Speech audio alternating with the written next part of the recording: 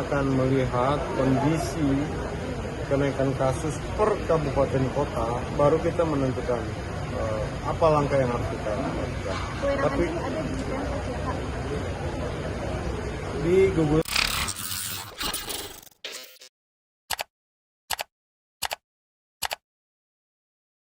yang menyertai kami dalam kunjungan ini ada kepala balai cipta karya, ada pemerintahan,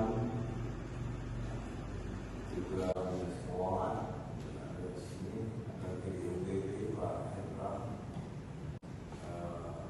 Bintang, juga ada sekretaris. Untuk sekolah tatap muka kembali diundur organisasi pada hingga bulan 3 nanti. Bagaimana penting Pak? Makanya kita lihat perkembangan karena ya tidak semua daerah kan mengalami kenaikan kasus ya. Termasuk Sulawesi Selatan juga, tidak semua kabupaten kota kan yang besar hanya Makassar ya. Tapi kita akan melihat kondisi kenaikan kasus per kabupaten kota, baru kita menentukan apa langkah yang harus kita lakukan. Tapi